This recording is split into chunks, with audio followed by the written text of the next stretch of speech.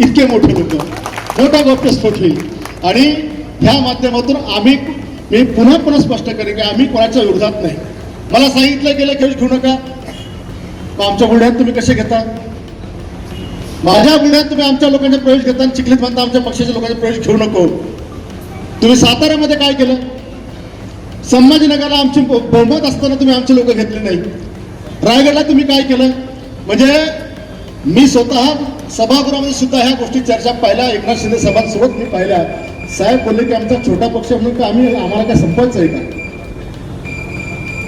जेव्हा शिवसेना भाजपची युती होईल तेव्हा प्रामाणिकपणे हा कार्यकर्ता भगवा टाकून भाजपचंच काम, युतीचंच काम करेल. शिवसैनिकांच्या रक्तात बेमानी कधीच नाही.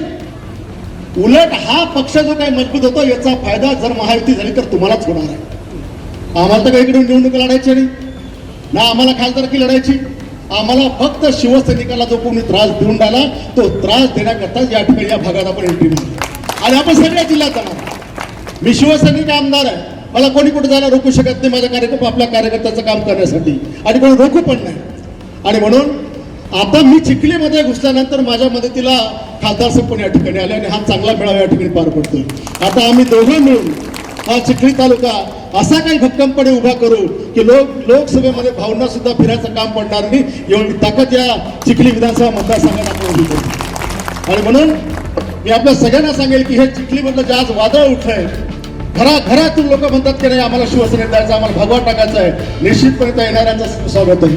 उभाटाच्या काही लोकांचे प्रवेश आता झालेत, काही लोकांचे आज होणार आहेत, रायलसील भविष्यामध्ये होतील आणि खूप गावच्या लोकांचे प्रवेश झाले. लोक म्हणतात गावागावात आणि आता पुढच्या काळात आपल्याला गावागावात सुद्धा जायचं आहे की तालुक्याच्या लोकांना सगळं प्रत्येक गाव तिथे शाखा, घर तिथे शिवसैनिक या मतदारसंघात आपल्याला करायचं आहे, बाहेर ठिकाणी पण करायचं आहे.